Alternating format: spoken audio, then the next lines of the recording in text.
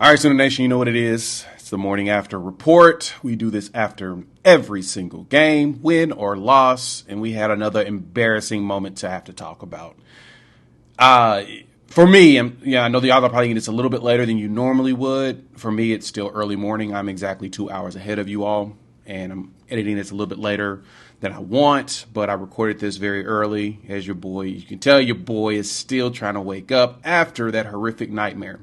So let's dive into it. For the uninitiated, 11 points, offense, defense. Sometimes we stick to the numbers, sometimes we don't, depending on how much we lose our mind. And I don't have a lot of positive to say in this. There's going to be some silver lining because that's what I'm here for. If you don't have hope, then what's the point of being a sports fan? Just keeping it a buck. But this is not going to be the nicest type of video. So let's dive into it. Before we do that, welcome to Unfair Sports. I'm your host, Jay. Thank you for pulling up to the channel. This video is powered by our partners over at BetUS. Go check them out. They're hooking up the gamer. 150% bonus on your first deposit up to $2,000 when you use our promo code YouTube150. So, Oklahoma got themselves embarrassed again. This is twice in the last 3 years in the Brent Venables era. This game, 34-3. Nothing you can say more than this team embarrassed themselves. Let's break down what all that looks like. Let's break down what we can say. We're not going to do much of a burger this time because it's not enough bun. This is going to be a patty melt. So that meat going to be just bad. It's going to be we got to go into it. So I'm not going to hold back. Y'all know that I am always on the optimistic side. I'm a cautious optimist when it comes to what the hell we did this weekend. That was bad. If there's anything I wanted out of this game, I wanted it to at least be close. I want to feel like there's some sort of a hope from this team. And I'm going to be honest, the game started off that way. I was talking to a couple of my key points here. First and foremost, Venables has got some decisions to make. Saw a tweet go out last time Oklahoma was producing less than 200 yards passing in a game. In the first 6 games of the season, the offensive coordinator was fired. That was Josh Heupel. Unfortunate for y'all, Seth Littrell's not going to get fired anytime soon. At least I don't expect. And I say that specifically because I don't think we have anybody on staff right now that's truly an offensive coordinator type to go ahead and move forward. Like y'all know, I'm the biggest Emmett Jones defender. I feel bad that he's lost his top 5 wide receivers in his room, so he's trying to get young guys up to speed extremely fast. And you can tell that, unfortunately, we don't have a Jeremiah Smith, a Ryan Williams, or a Ryan Wingo on our roster, or Cam Coleman on our roster right now. We don't have anybody that's going to just take over on their own. That, my friends, is what's super unfortunate about everything that we've done so far. We don't have any of that. So, we're trying to make whatever works with this room. That's basically your silver lining. We're trying to figure it out and make what we can work. But that's really all we're trying to do is make it work. And the biggest problem is we ain't making ish work. Not a single thing is working. It ain't. Nothing.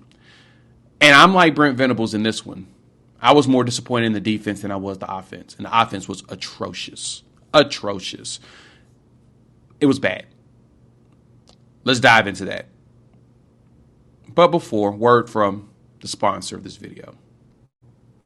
Shout out to BetUS. They're taking care of the gamer. They're hooking us up here by sponsoring this video. 150% bonus on your first deposit up to $2,000.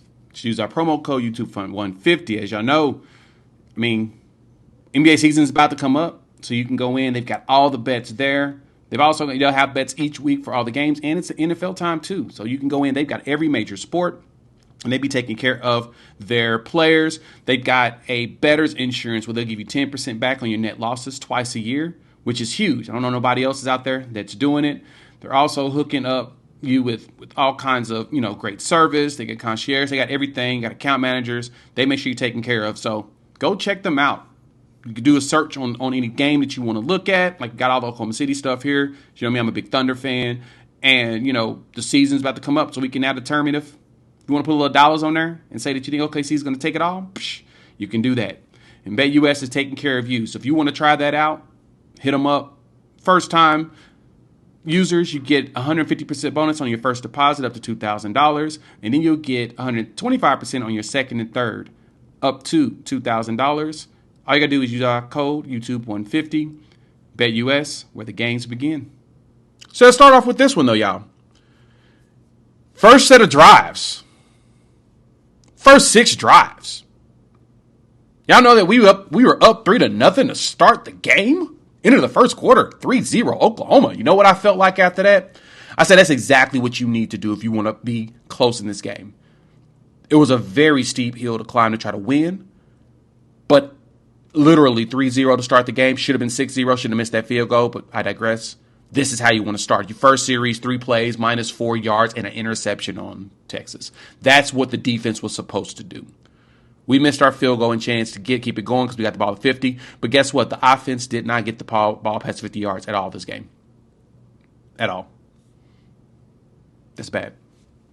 Force a punt. We punt. They punt again. So in the first 3 possessions for Texas, 9 plays.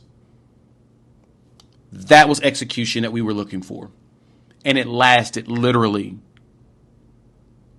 the first quarter and through the halfway mark of the second. Because, yeah, we got our 11-play, 38-yard drive. We did get a field goal there and made it. Then Texas put on one of their big drives, 10 plays, 75 yards, 3 minutes, 50 seconds. And I'm going to tell y'all this. There was zero expectation of Texas not being able to do that. We knew that they were going to be able to drive the field. Sarkisian's a very good offensive mind. He does a fantastic job of simplifying stuff for Quinn. We don't do that on our side. And I don't expect us to because that's just not who we are. Sark is very good at that. He made it easy. He started to get rid of the ball from Quinn. He told Quinn, hey, get rid of the ball here, do this, boom, boom, boom, boom, boom. And Quinn started to work. Because initially, my Texas guys was like, man, Quinn looks hurt. And we were doing everything we were supposed to do to make things painful. Then we forgot how to play defense. We forced another 3 and out. Then you give up that big 4-play, 84-yard drive where Wisner was running at 36 yards, get to the end zone. Robert Spears-Jennings with the fumble shot. Boom. Okay. Right there by the end zone. Save the drive. Then we get lazy and don't even try to go get the freaking fumble. Sorry. Got to call out our fearless leader, Danny Stutzman. He literally hobbled over there to that ball and watched Silas Bolden get the fumble for the touchdown. So you do everything you're supposed to do. It's funny because y'all have heard me say that statistic against Tennessee. If you notice something, it's funny because it seems like the defense just gives up once things just don't go right. They look like they're just in pain. And they basically quit. And after that touchdown, we quit. Because then we fumble the ball, and of course the defense is like, uh-oh, here we go again. Texas scores. We fumble the ball again. Then Texas misses a field goal. Thank goodness he missed it twice. There's nothing good going on here. I don't even want to talk about the rest of the game at that point. The rest of the game, there's no reason to talk about as far as the drive summaries, but I want to tell y'all, the defense played exactly the way I wanted them to up until they gave up and up until we did not recover that fumble. We recover that fumble, this team looks a lot different. That's when they screwed up. The defense lost all confidence and all hope because they also already knew that the offense wasn't generating anything. But Michael Hawkins, love what his capabilities are. He's not a speed option guy. It was apparent. That's not his game. He was built to be a pocket passer. You can tell. Speed option looked horrible. And a lot of y'all were complaining about the play call, and I get it. I understand your qualms with it, but I'm going to tell y'all this. Play calling wasn't fully the problem. Now, we have an institutional issue from top to bottom in all of this. I still think Brent Venables is the guy, but Latrell and Joe John's got to go. It's not working. Whatever they're trying to teach is not sticking. Whatever they're trying to make easy is not working. And this is where the problem's going to lie for all of us. They're not going to be gone. We may actually see an improvement on offense throughout the season. And and you won't hear me say, well, see, you need to get time. No, I'm not going to tell you that. I'm going to tell you that right now, that's what happens when you play young quarterbacks. Remember when I dropped that video after the Tennessee game? In another hotel, actually, because I was traveling. And I told y'all, you're going to have to give grace. You're going to have to give patience to Michael Hawkins. He's a true freshman trying to figure this out on the go. basically by himself. Here's one of those moments. You're going to have to give him some grace. He ain't got his top 5 wide receivers. He's still trying to figure everything out on his own because his offensive staff ain't helping. I keep talking about a quarterback coach. We have a quarterback coach. We have one on staff that was a former quarterback coach. He's an analyst on this staff now, and I guarantee you, because of the new rules that allow analysts to be on the sideline, he's working with the quarterbacks. What it means, what you need to say is we need a new one. We need to start replacing staff members, and that's probably what's going to happen at the offseason. This season's done. Enjoy whatever we can get out of it. This is 2009 once again. You've heard me say it before. I'm going to say it again. This is 2009. We just got to hope that we can just make it through. Actually, when we played Texas in 2009, we lost about this bad too. I was hoping it would have been closer. Hope the defense can do it. This is what we got. So let's dive on the defense. This is why I was so disappointed in them, dog. I went through PFF. First off, shout out to Eli Bowen. He looked like he actually wanted to play football. He looked like he wanted to be here. He looked like he cared. Nobody on offense did good. Jake Roberts was your closest. Ian Kearney got a catch. He looked pretty solid whenever the ball was thrown his direction. Pass blocking was actually good. They graded very well. Troy Everett graded well. In his 22 snaps for Beach, he graded well. Jake Roberts actually did good on the run block, too. He used that big body.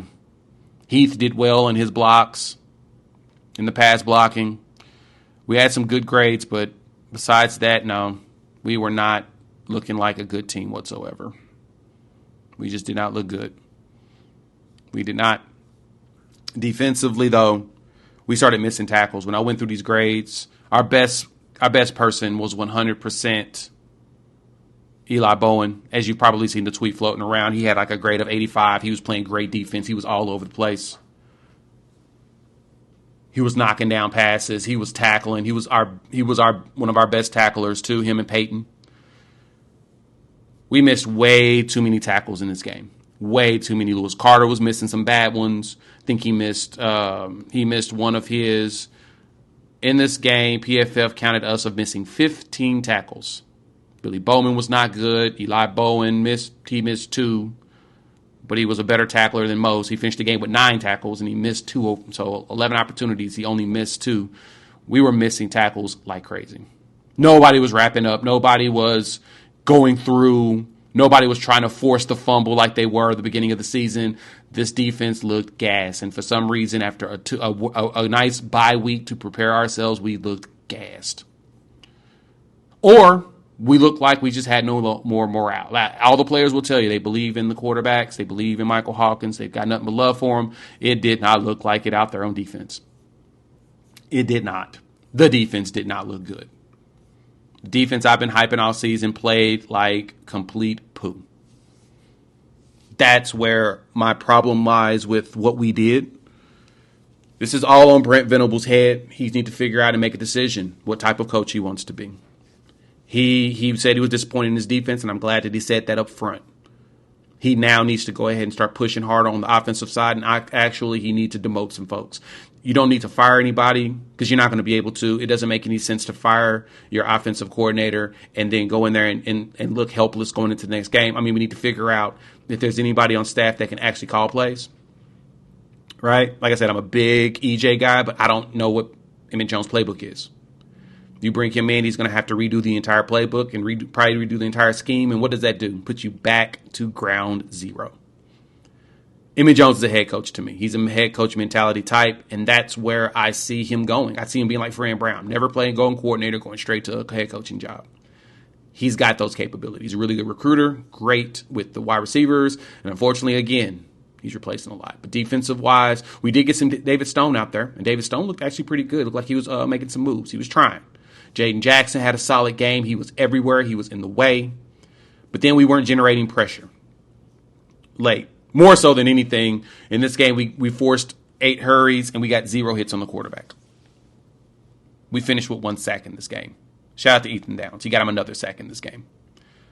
How did we not get more sacks? How did we not get more pressure? I'm going to tell you exactly how we did not get more pressure and how we did not get more sacks. Because Steve Sarkisian knew exactly what the hell we were about to do. Steve Sarkisian was like, we're not going to let them just sit there and beat up on Quinn because Quinn looked hurt. We're about to get rid of this ball. And then their protection got better. They balled out. Texas balled out in this game. Period. They balled out all through the second quarter forward. They looked like the better team. They looked like the team that adjusted beautifully. You saw the adjustments. Instead of trying to blow us up deep like they wanted to go deep on us every play. Let's put it this way. Their goal was to blow us out deep. The Wingo run for 44 yards, he caught and run and just outran everybody. Gunnar Helm is a really good tight end. They use him masterfully. They do a good job of finding him when the play is breaking down. He's probably the fourth or fifth option in a lot of the pass routes, it seems like. But they found he does a great job of getting open. That's something we don't have at tight end right now. But all in all, the biggest issue that we're seeing here is this offense is inept. Zion Kearney had 4 catches for 45 yards. Zion Kearney was looking good. He was looking good. I was impressed. But we gave up 277 yards rushing in this game, 5.9 yards a carry. Wisner averaged 9 yards a carry in this game with that 3-yard run. He hit the 43-yard or the 36-yard. He had too many big plays. That kills you. We were not doing this bad on the run, and we did awful on the run. To be a good run-stuffing defense, we did not show that pulse whatsoever. We're going to have a problem uphill for the rest of the season. The season's done for me. Right now, the goal is go get bowl eligible and just pray for more health. Pray wide receiver room gets better. Watch this funny. Deion Burks is going to start. They're going to be able to play him in the next couple of weeks, and he's going to ball out. And we're going to be like, where has this been? Y'all going to all say that. I know. Not all of you, but you know the ones. You know who you are. Texas won this game. Oklahoma lost this game. Texas did not. Oklahoma didn't do anything to help them lose this game. Texas just beat them. Belt to ass. So, let me know what y'all think. Hop in the comments. Let me know your thoughts. How y'all feeling about this game? You know I'm not very happy. You can see it on my face. But it is what it is. Let's ride out. Made it this far, like the content, hit that like button. If you're new to the channel, subscribe. Love y'all to join this family of Sooner fans talking OU football, SEC, talk college football. Had a blast doing it. We'll be back tonight, probably about 5 o'clock. I got to go live earlier. And so, yeah. Chop it up with y'all later. Peace.